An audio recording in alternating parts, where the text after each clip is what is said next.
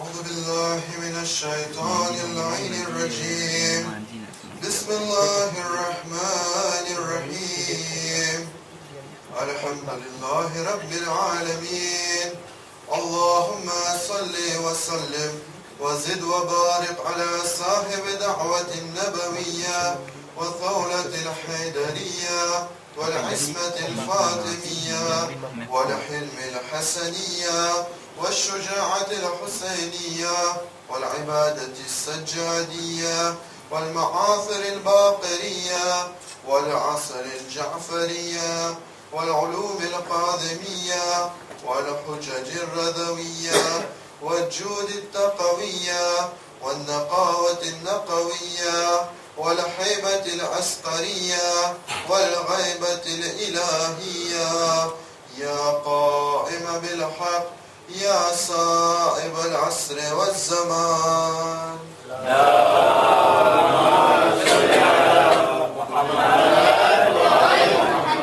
أما بعد، قال الله تبارك وتعالى في القرآن المجيد: بسم الله الرحمن الرحيم. أينما تكونوا يأتي بكم الله جميعا إن الله على كل شيء قدير. صلوا على محمد وعلى محمد. اللهم صل على محمد وعلى محمد. Chers frères, chères sœurs, assalamu alaikum wa rahmatullahi wa barakatuh. Avant de commencer mon majlis, je voudrais juste prendre une minute pour vous dire deux choses. La première chose est un genre de conseil de ma part.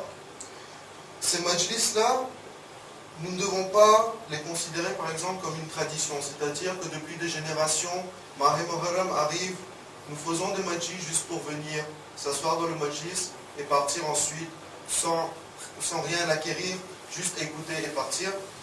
Ces majlis-là sont censés justement être bénéfiques pour nous. Ces majlis-là sont censés nous apporter quelque chose et nous améliorer.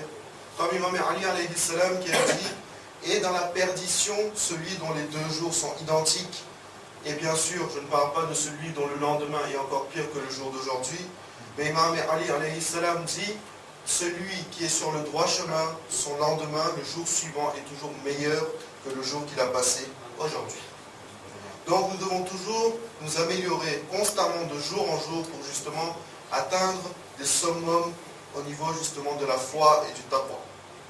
Donc mon conseil de votre part, après si c'est bien sûr à vous de décider et je vous laisse la manière de le faire, c'est que ces 30 conditions-là, ce serait bien, d'après moi, de les noter, soit en forme de notes, soit sur un papier, soit sur votre téléphone, aucun problème, ou bien enregistrer et ensuite les noter tranquillement chez vous, il n'y a aucun problème.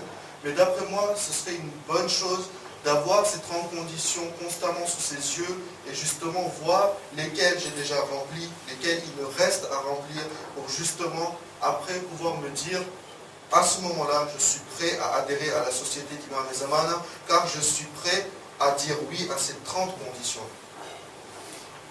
La deuxième chose que j'avais à vous dire, c'est que je ne suis pas ce qu'on peut appeler un alim, un savant. Vous êtes bien plus savants que moi, tous ici, vous êtes présents.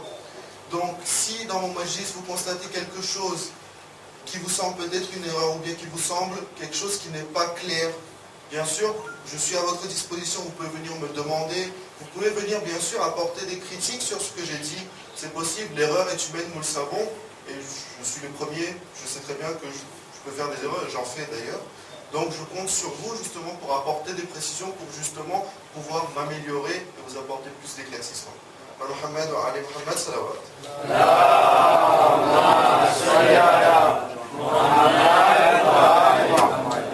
Chers frères, chères sœurs, le verset que je vous ai récité, qui sera justement la base de mon sujet, vient du Sourate Al-Baqarah, Sourate numéro 2, verset numéro 148. Allah subhanahu wa ta'ala dit dans la dernière partie du verset: Bismillahirrahmanirrahim, Aynama takunu ya'ti bikumullahu jami'a. Où que vous soyez, Allah vous ramènera tous vers lui. Inna Allah ala kulli shay'in qadir, car Allah détient certes le pouvoir sur toutes choses. Ce verset-là, comme vous le savez tous, concerne justement Imam Zamana. Allah subhanahu wa ta'ala dit, où que vous soyez sur la terre, que vous soyez dans l'air, que vous soyez sur la mer, que vous soyez en train de dormir, que vous soyez debout, que vous soyez assis, lorsque l'heure du zuhur, du qa'im viendra, Allah vous amènera tous vers lui. Et certes, Allah détient le pouvoir sur toutes choses. Donc, parmi les 30 conditions que Imam Zaman Ajjallahu Ta'ala Farajahu Sharif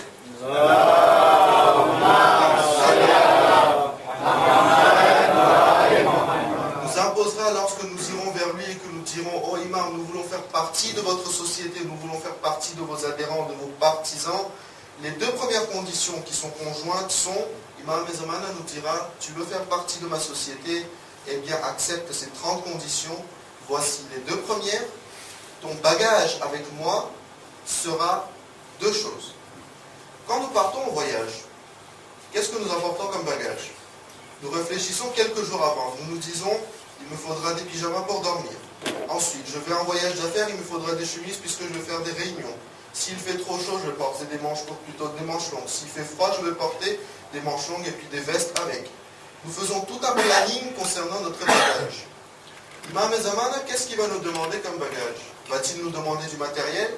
Va-t-il nous demander nos habits? Ou va-t-il nous demander des armes, car nous devons faire la guerre avec lui, bien sûr? Va-t-il nous demander: tu vas m'apporter des armes perfectionnées, les armes au dernier cri pour pouvoir justement éliminer les oppresseurs? Non.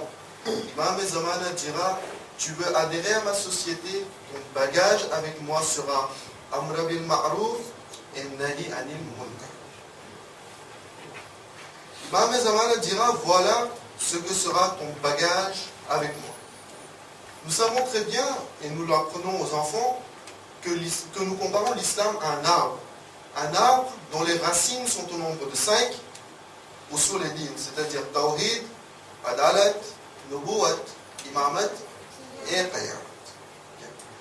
Ensuite, nous comparons le furu'id-din aux branches de cet arbre, qui font justement que cet arbre paraît joli, que cet arbre peut nous donner des fruits, que cet arbre paraît exquis.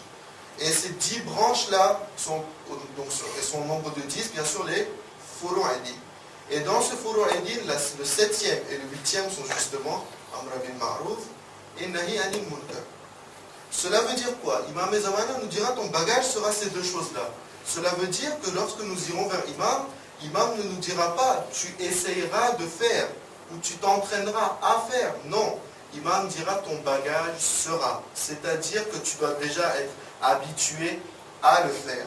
Tu ne viens pas ici avec moi pour t'entraîner à. Tu as déjà eu ta période d'entraînement, tu as déjà eu ta période pour te perfectionner, te forger dans tout ce que je vais te demander. Maintenant, je te demande des choses et tout ce que tu vas me dire, c'est oui. Tu dis oui, tu fais partie de mes partisans. Si tu dis non, tu ne peux pas faire partie de la société que je vais créer. Tout simplement. Ayatollah Wahid Khorasani, qui est un célèbre Ayatollah qui est encore vivant, que la paix soit sur lui, il dit, par exemple, il donne un exemple à ses disciples lors d'un dars. Il dit par exemple, si vous voyez une voiture, vous voyez une femme dans une voiture, parce que comme il habite à Koum, les femmes portent les abad. Il a dit, si vous voyez que dans une voiture, par exemple, le abad d'une femme dépasse la porte, vous allez tout de suite aller vers la femme, toquer dans la voiture, dire: votre abad est dehors, remettez-le dedans. C'est une chose naturelle que l'on va faire. Cela s'apparente à Amr bil Ma'ruf et Nahy anil Munkar, inviter vers le bien, éviter par exemple des accidents. Donc Ayatollah Wahid Khorasani dit: si vous êtes capable de faire ça pour des choses habituelles de la vie, c'est-à-dire des choses qui concernent le monde, alors pourquoi parfois hésitons-nous à faire Amr bil Ma'ruf et Nahy anil Munkar concernant le din, concernant la religion? Par exemple, du temps de Rasul Khuda, ces choses-là étaient quotidiennes. Les gens faisaient Amr bil Ma'ruf et Nahy anil Munkar quotidiennement. Chaque jour, ils le faisaient. Ils n'avaient aucune restriction ni aucune honte à le faire. Aujourd'hui, nous pouvons remarquer, parfois les gens ne font pas ces deux choses-là. Pourquoi? Soit parce que, parfois par négligence, la personne se dit: je vais aller dans mon qabr, il va aller dans son qabr. Je ne suis pas concerné par ce qui lui arrivera. Soit, parfois, parce qu'on se méfie ou bien on est concerné par le regard de la société. On va se dire: oui, mais si je lui dis ça, ils vont me dire ça, ils vont encore me faire des commentaires et je ne veux pas avoir d'ennui. Et du coup, quelquefois, on se rétracte. Je parle quelquefois, je ne parle pas bien sûr en généralité. Ensuite, Imam Ja'far as-Sadiq alayhi salam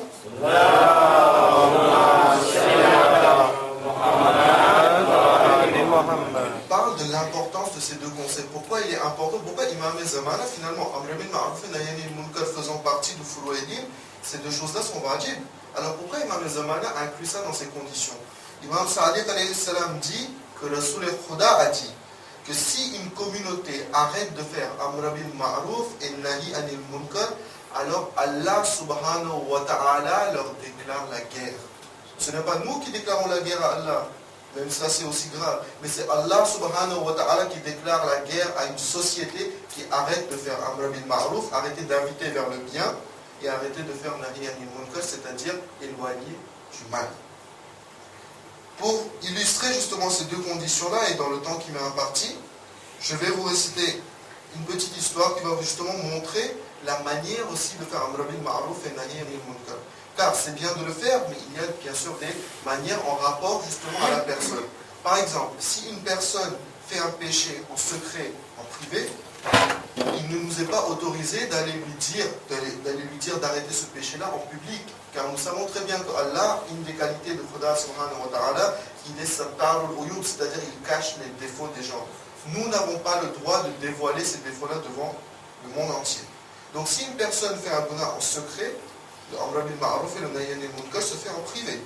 Si par contre la personne est ce qu'on appelle un fasid, c'est-à-dire qu'il fait les gunas en public, là il grève la société, il apporte le mauvais exemple à la société. Et là, pour sauver la société, pour montrer le bon exemple, dans ce cas-là, Amr bil Ma'ruf et Nahy anil Munkar se font en public, c'est-à-dire, entre guillemets, on lui tire les oreilles devant tout le monde en lui disant d'arrêter de faire ce qu'il fait. Le vainqueur que je vais vous réciter, ce vainqueur s'est passé en Iran, à Qom. Et il implique Ayatollah Shah Abadi. Ayatollah Shah Abadi, il faut que nous sachions que c'est un très grand marja qui est passé dans notre communauté, dans notre époque, qui était le professeur d'Imam Khomeini alayhi rahma. Il était le professeur d'Imam Khomeini. Donc là où il habitait à Qom, à côté de lui habitait un docteur. Ce docteur-là était chia, mais il était, comme qui dirait, ouvert d'esprit. C'est-à-dire qu'il était un peu dans le sens, je suis croyant, mais pas très pratiquant. C'est-à-dire qu'il avait quelques restrictions qu'il ne respectait pas. Ce docteur-là a fait appeler un musicien d'Europe pour justement apprendre la musique à sa fille, apprendre à faire du violon à sa fille. Et à chaque fois, le professeur apprenait à faire du violon, la fille ne s'en sortait pas très bien, du coup il était obligé de recommencer, et le son du violon sortait de la maison, et dans les rues de Qom, on entendait ce son-là. Du coup, les voisins du docteur et Ayatollah Shah Abadi lui-même ont commencé à être très dérangés par le son. Et d'ailleurs, les voisins sont venus voir Ayatollah. Il faut que vous arrêtiez ça, nous ne supportons plus cette musique qui sort de chez ce docteur-là, nous n'arrivons plus à le supporter, car c'est haram. Ayatollah Shah Abadi, justement, il est allé voir le docteur en lui disant, il a dit, ce que tu es en train de faire, tu es en train d'essayer de faire apprendre la musique à ta fille. Ne sais-tu pas que la musique est haram pour nous? Ne sais-tu pas que c'est sunnat Yazid? Notre quatrième imam, Imam Zainul Abidin alayhi salam, a dit il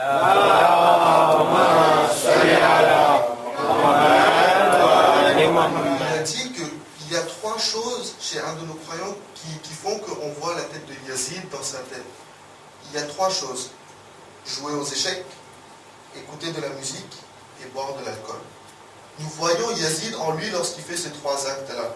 Donc Ayatollah Shah Abadi lui dit c'est haram. Le docteur, vous savez ce qu'il lui répond? Il lui répond, écoutez, ici on est dans un pays libre, c'est légal, donc je vais le faire, je ne vais pas m'arrêter. Ayatollah Shah Abadi vint le voir trois fois. Il lui dit trois fois, il a fait Amr bil Ma'ruf et Nahy anil Munkar. Il a dit arrête ça, c'est haram. Et en plus tu déranges toute la population avec ça. Il a dit non, c'est légal, j'ai le droit de faire. Là, le guna, ici il ne le fait pas en privé. Il est en train de faire un péché en public et il est en train justement de gréver, de détruire la société avec ce guna. Donc, Ayatollah Shah Abadi, regardons comment il fait Amr bil Ma'ruf. Un jour, il appelle toute la population et il lui dit que demain, vous irez un par un voir le docteur, vous irez dans son cabinet médical et un par un, vous rentrerez chez lui. Lorsqu'il vous demandera qu'est-ce qui se passe, quelle maladie tu as, tu dis non, on n'a aucune maladie. Notre seule maladie, c'est la musique que tu es en train de faire apprendre à ta fille qui est en train de sortir de chez toi. Arrête cette musique-là. Un par un, allez le voir. C'est ce qui s'est passé le jour suivant. Les gens sont rentrés dans son cabinet, un par un, il vint le voir, il a dit non, on n'est pas malade, on n'a aucune maladie, notre seule problème c'est la musique qui est à l'intérieur de chez toi et qui sort de chez toi. Muhammad wa ali Muhammad salam.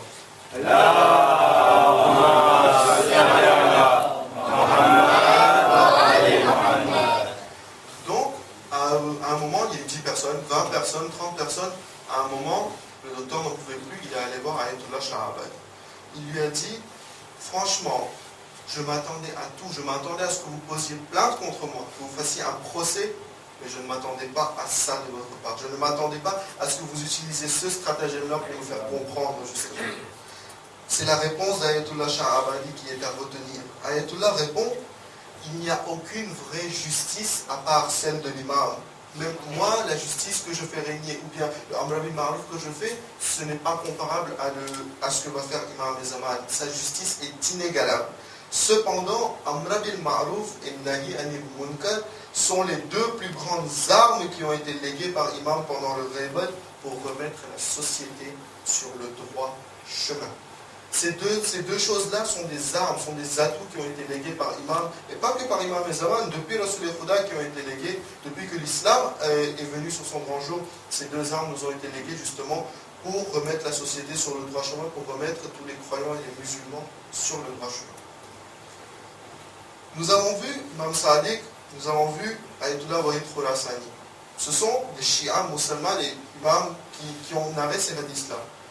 Mais il n'y a pas que ça. Albert Einstein n'est pas un musulman. Lui-même, ce sont ses mots. Il dit que le monde tel qu'il est dangereux, pas tant à cause de ceux qui font le mal, mais à cause de ceux qui le laissent faire. C'est-à-dire que ceux qui ne font pas Amr bil Ma'ruf et Nahi Anil Munkar sont eux les vrais destructeurs de cette société et de ce monde. Même Albert Einstein le dit qu'il lui n'est pas musulman.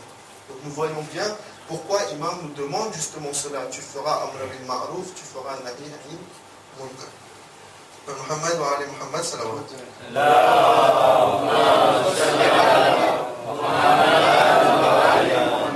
La troisième condition que l'imam nous imposera lors du bay'at, cette troisième condition sera que vous combattrez la corruption. Attention, c'est imam qui parle, donc les mots de l'imam sont toujours à peser, c'est-à-dire qu'il n'utilise pas les mots par hasard. Il dit vous combattrez la corruption. Il ne dit pas vous ne serez pas corrompu. Il ne dit pas vous essayerez de vous enfuir de la corruption, il dit vous combattrez. Lorsqu'on combat quelque chose, ça veut dire de un, qu'on ne l'est pas, et de deux, qu'on est habitué à le faire. Là aussi, cette question d'habitude revient. Imam dira, tu n'es pas ici pour faire un entraînement, tu es ici pour agir directement. C'est comme, par exemple, lorsqu'on fait des études. Lorsqu'on va aller dans le milieu professionnel chercher un travail, on ne dira pas à la personne, je ne connais rien, je suis là pour apprendre. Non, quand la personne qui vous embauchera, elle ne vous demandera pas si vous avez la volonté d'apprendre ou pas, elle vous demandera d'abord vos compétences. Est-ce que tu es capable de faire ça? Ce n'est pas à moi maintenant de t'apprendre tout ça. Tu as des bases, il faut que tu les as déjà acquéries et il faut que tu les mettes en pratique ici. Je ne suis pas là pour t'apprendre tout. Il faut que tu aies des bases. L'imam nous demandera justement la même chose. Donc, concernant la corruption, je vais aller vite, je ne vais pas prendre trop de temps non plus. Il nous reste à peu près 5 minutes. Donc, pour la corruption, si on voit la définition de la corruption, parce qu'Imam a utilisé le mot façade. Façade, si on voit ça, la définition littérale, c'est la corruption, bien sûr. Mais par contre, il y a une autre définition, c'est déstabilisation de la société pour soit son intérêt personnel, soit pour assouvir un de ses désirs. C'est-à-dire que le façade n'est pas limité à la corruption seulement. Quel que soit l'acte que l'on accomplit qui déstabilise la société juste pour un intérêt propre, c'est considéré comme la corruption, comme façade aussi. Nous allons voir, d'après Rasul al-Khuda et d'après un Bakio, donc, qui sera le dernier qui sera le clou donc, de mon hadith aujourd'hui, quelle est la gravité de la corruption pour Rasul al-Khuda. Après Fatih Mekka, qui est intervenu pendant Maher Ramzan, la capitale politique, justement, c'était Medina, et la capitale spirituelle, c'était Mekka. Alors, Rasul al-Khuda, bien sûr, comme il avait acquis la victoire sur Mekka et Medina, il a envoyé tous ses représentants en tant que gouverneur dans plusieurs pays, et pour faire établir également. Quelques jours après, il apprend qu'un de ses gouverneurs, un de ses représentants prend des pots de vin, c'est-à-dire qu'il est impliqué dans de la corruption.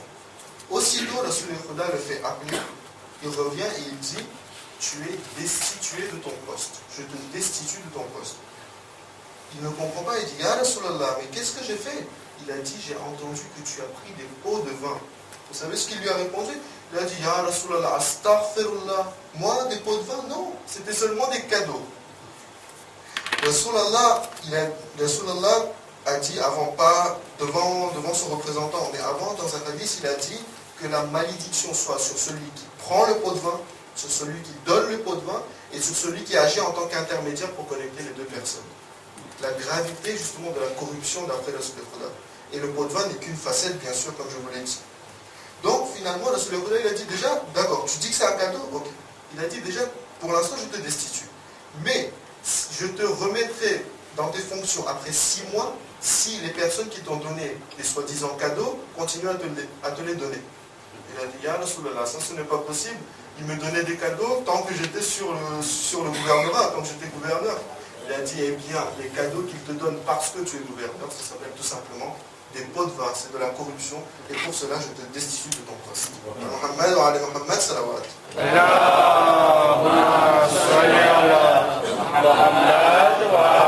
Voilà ce que l'imam veut de nous. Amr bil ma'ruf, nahy anil munkar, qui sont des habitudes, qui doivent être des habitudes chez nous. On doit être habitué à le faire. Combattre la corruption, c'est pareil. Pour combattre la corruption, il faut qu'on ne soit nous-mêmes pas corrompus. Il faut justement s'échapper de cette corruption et il faut commencer notre entraînement dès maintenant pour pouvoir être prêt lorsque l'imam viendra et dès qu'il imposera ses conditions à dire sans hésiter et pas dire je réfléchirai, dire sans hésiter oui, je suis d'accord pour adhérer à votre société.